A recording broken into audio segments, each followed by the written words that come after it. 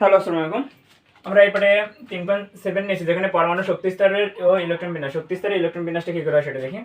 আমরা জানি পরমাণুর নিউক্লিয়াসের চারিপাশে কিছু বোর বোর মডেল অনুসারে এটা যদি নিউক্লিয়াস হয়, চারিপাশে কিছু স্থির স্থির কক্ষপথ রয়েছে। এটা n সমান 1, এ জায়গায় n সমান 2, এদেরকে যথাক্রমে k, l, m, n এভাবে প্রকাশ করা হয়। যদি আরও কক্ষপথ থাকতো সেই ক্ষেত্রে এর মান যখন এবং একটি প্রধান শক্তি স্তর, এগুলো বলা হয় প্রধান শক্তি স্তর। প্রত্যেকটাকে n সমান 1, 2, 3, 4 এদেরকে বলা হয় প্রধান শক্তি স্তর। এই প্রধান শক্তি স্তরে সর্বোচ্চ 2n স্কয়ার সংখ্যক ইলেকট্রন থাকতে পারে, সর্বোচ্চ 2n সংখ্যক ইলেকট্রন থাকতে পারে।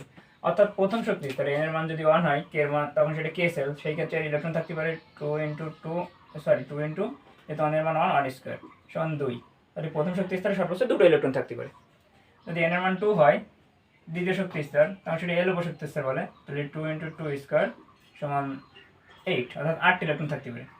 n সমান যদি 3 হয়, অর্থাৎ তৃতীয় শক্তি স্তর, অর্থাৎ m শক্তি স্তর, প্রথম শক্তি স্তর, তাহলে 2 ইন্টু 3 স্কয়ার সমান 18টি। এইভাবে পরেরটায় থেকে 32টি এইভাবে ইলেকট্রন থাকতে পারে। তাহলে এটা হচ্ছে পরমাণুর প্রথম শক্তি স্তর, যাকে কে এল এম এন দ্বারা প্রকাশ করা হয়। এবং n সমান 1, 2, 3 হলে প্রথম শক্তি স্তরে 2টি, পরের শক্তি স্তরে 8টি, তারপর 18টা, তারপর 32টা, তারপর 64টি, এই ফলে ইলেকট্রন থাকে। তাহলে এই জায়গায় পারমাণবিক সংখ্যা দিছি। প্রথম সেলে থাকে কে, প্রথম কক্ষপথ অর্থাৎ কেতে থাকে 1টা, 6 কার্বনের প্রথম কক্ষপথে 2টো, পরেরটা 4টে, কারণ জায়গায় পরেরটা সর্বোচ্চ 8টা ধরতে পারে, এখনো 8টা বাকি আছে। এই জায়গায় 2, 8, 10টার ক্ষেত্রে, নিয়নের ক্ষেত্রে, ম্যাগনেসিয়ামের ক্ষেত্রে 2, 8, 2, ক্যালসিয়ামের ক্ষেত্রে 2, 8, 10, আয়রনের ক্ষেত্রে 2, 8, 14, 2। এখন এই যে আয়রনের ক্ষেত্রে এখানে 14 হয়েছে, কারণ এখানে তো 3 নম্বর কক্ষপথে 18টা হতে পারে, কিন্তু সেটা পূরণ না হয়ে 2 পরে 4 নম্বর কক্ষপথে কেন গেছে। এই ধরনের ব্যাখ্যা করতে গেলে সাধারণত আমরা আবার কিছু প্রধান শক্তি স্তরের পরে আবার কিছু সহকারী কোয়ান্টাম নাম্বার আছে, সেগুলো নিয়ে ব্যাখ্যা করতে হয়। এই উপশক্তি স্তরের ধারণা, যাদেরকে বলা হয় উপশক্তি স্তরের ধারণা। তাহলে 7.1 এই একটা প্রধান শক্তি স্তরকে আবার কতগুলো উপশক্তি স্তরে ভাগ করা হবে। এর মধ্যে এই প্রধান শক্তি স্তরকে এন বলা হয়। এই এন এর মান দ্বারা সাধারণত কয় নম্বর নিউক্লিয়াস চারদিকে কয় নম্বর কক্ষপথ, তারপর কয় নম্বর কক্ষপথে ওই 2 নম্বর কক্ষপথের ব্যাসার্ধ, তার কৌণিক ভরবেগ, এগুলো নির্ণয় করা যায়। এরপরে সহকারী কোয়ান্টাম নাম্বার, যাকে এল দ্বারা প্রকাশ করা হয়। সহকারী কোয়ান্টাম নাম্বার যাকে এল দ্বারা প্রকাশ করা হয়, বা অ্যাজিমুথাল কোয়ান্টাম নাম্বার। তাহলে প্রধান শক্তি স্তর এন এবং সহকারী কোয়ান্টাম সংখ্যা এল। প্রধান শক্তি স্তর যারা পরমাণুর আকার প্রকাশ করে, আকার নিউক্লিয়াসের চারিপাশে কিরকম আকারে আছে সেটি। আর এল এর মান দ্বারা সাধারণত আকৃতি প্রকাশ করে, আকৃতি প্রকাশ করে। এল এর মান দ্বারা সাথে পরমাণুর আকৃতি প্রকাশ করে। আকৃতিটা কেমন, এই প্রধান শক্তি স্তর আবার কিরকম আকৃতি আছে সেটা প্রকাশ করেছে এই এল এর মান দ্বারা। এল সমান হচ্ছে 0 থেকে n-1 পর্যন্ত, অর্থাৎ n এর মান যদি n সমান যদি 1 হয়, সেই ক্ষেত্রে l সমান হবে 0 থেকে, অর্থাৎ 0 ও 1-1, তাহলে কত হয় 0, অর্থাৎ 0, 0, তাহলে একটা হচ্ছে, তাহলে শুধুমাত্র হয়েছে 0। এরপরে n সমান যদি 2 হয়, এই n এর মান যখন 2 হয়, তখন আমরা তাকে বলবো, এই n এর মান যখন 2 হয়, তখন আমরা l এর মান পাই 0 থেকে 0 ও 2-1 সমান 1, অর্থাৎ 0 পাই আর 1 পাই, মানে 1 পর্যন্ত, যেহেতু 0 থেকে।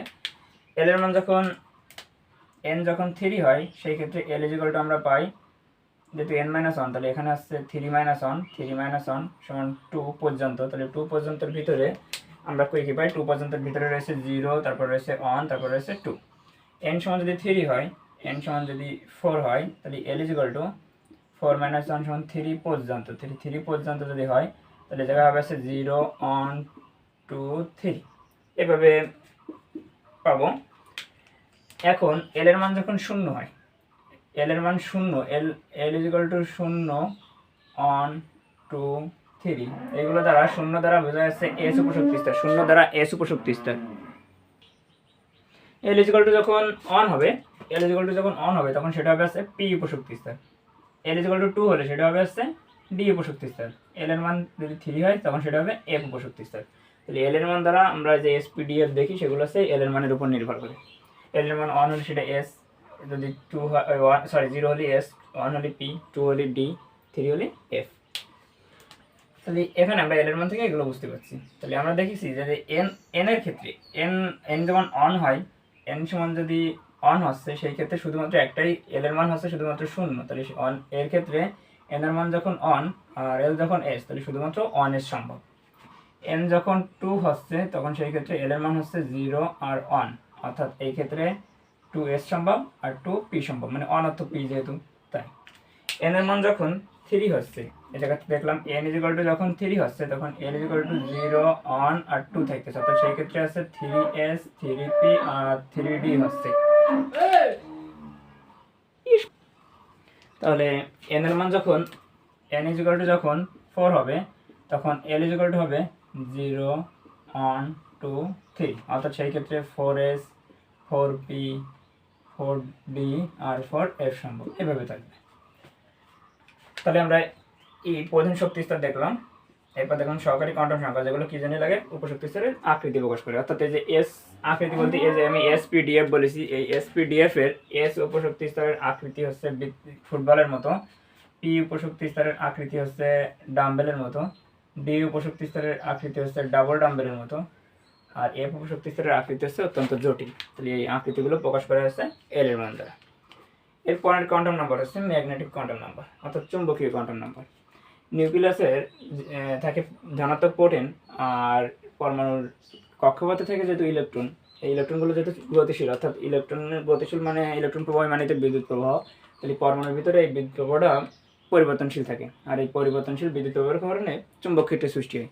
আর এই চুম্বক ক্ষেত্রের কারণে এই যে এসপিডিএফগুলো এগুলো আবার বিভিন্ন মানে অক্ষ বরাবর বিভিন্ন অক্ষ বরাবর ক্রিয়া করে, সেই অক্ষরটাকে প্রকাশ করার জন্য ম্যাগনেটিক কোয়ান্টাম নাম্বার বের করা হয়, যাকে আমরা এম বলি। তাহলে ম্যাগনেটিক কোয়ান্টাম নাম্বার দেখি এটা কি বিষয় সেটা এখন দেখব। Magnetic quantum number M is equal to, এর মান হচ্ছে 0 সহ প্লাস মাইনাস এল, 0 সহ প্লাস মাইনাস এল পর্যন্ত। তাহলে যখন 0 সহ প্লাস মাইনাস এল হবে, যদি এল এর মান 0 হয়, আমরা যে আগে পাইছি এল এর মান 0 1 2 3, তার মানে যদি পি উপশক্তি স্তর হয়, পি হয় সরি এস হয়, যদি এস উপশক্তি স্তর হয় অর্থাৎ এল সমান 0 হয়, তাহলে M is equal to 0 plus minus 0, তার মানে 0ই, তাহলে এম এর মান 0 হয়। অর্থাৎ এখানে মানে শুধুমাত্র 0 একটাই মাত্র উপশক্তি স্তর থাকে, মানে যে পি উপশক্তি স্তর আর এস উপশক্তি স্তর এগুলো আর ভাঙা যায় না, মানে শুধুমাত্র সে 1s বলি 2s বলি এর কোনো এক্স ওয়াই জেড অক্ষ নেই, কোনো অক্ষ বরাবর ক্রিয়া করে না। তারপরে যদি এল ইজিক্যাল টু যদি অন হয়, অর্থাৎ সেটা যদি পি উপশক্তি স্তর হয়, সেক্ষেত্রে এম ইজিক্যাল টু হয়ে থাকে আমরা জানি 0 সহ প্লাস মাইনাস 1, তার মানে যাই প্লাস মাইনাস 1 বলতে যাই কটা অক্ষর আছে, মাইনাস 1 মানে কটা সংখ্যা আছে, -1 0 প্লাস 1, তার মানে পি উপশক্তি স্তরে 3টে আবার অক্ষ বরাবর ভাগ হয়, পি উপশক্তি স্তরে আবার 3টে অক্ষ বরাবর ভাগ হয়, সেটা আমরা জানি যে P X P Y P Z, এটাই এম এর মানের উপর নির্ভর করে, এই এম এর মান এই 3টে।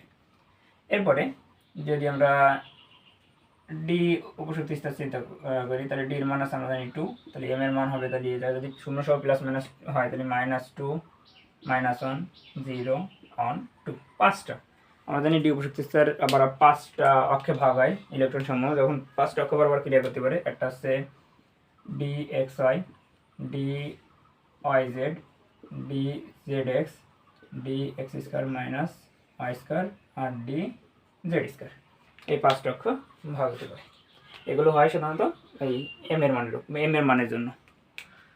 একটা প্রধান শক্তি স্তরে উপশক্তি স্তরের সংখ্যা হচ্ছে 12 প্লাস 1, একটি প্রধান শক্তি স্তরে উপশক্তি স্তর থেকে 12 প্লাস 1, এল এর মান যদি 1 হয়, অর্থাৎ সেটা যদি পি উপশক্তি স্তর হয় তাহলে 2 × 1 + 1, তাহলে মোট হয়ে আসছে 3টে। আমরা দেখেছি যে পির ক্ষেত্রে 3টে উপশক্তি স্তর সংখ্যা। যদি এল এর মান যদি 2 হয় তাহলে এটা হয় এল ইজিক্যাল টু যদি 2 হয় সেই ক্ষেত্রে 2 × এল প্লাস 1, এই কয়টা উপশক্তি স্তর হবে, তাহলে 2 × এই জায়গায় আছে 2 + 1, তাহলে 5টা। আমরা ডি এর ক্ষেত্রে দেখেছি 5টা হয়েছে, মানে এল ইজিক্যাল টু 2 মানে তো ডি, তাহলে 5টা হয়েছে। তাহলে এল প্লাস 1 এ দ্বারা একটা প্রধান শক্তি স্তর আবার কত উপশক্তি স্তর অর্থাৎ কত অক্ষ বরাবর ক্রিয়া করতে পারে সেটা এর উপর নির্ভর করে, এবং প্রত্যেকটা অক্ষে সর্বোচ্চ 2টো করে ইলেকট্রন থাকতে পারে, অর্থাৎ সর্বমোট ইলেকট্রন ধারণ ক্ষমতা হবে একটা প্রধান শক্তি স্তরে সর্বমোট ইলেকট্রন ধারণ ক্ষমতা হবে 2 × 12 + 1, 2 × 12 + 1। তাহলে এস এর ক্ষেত্রে আমরা জানি এর মান 0। তাহলে এখন তাহলে প্রধান শক্তি স্তরে সর্বোচ্চ কতগুলো ইলেকট্রন ধারণ করতে পারবে সেটি নির্ভর করবে হচ্ছে 2 × 12 + 1 এর উপর।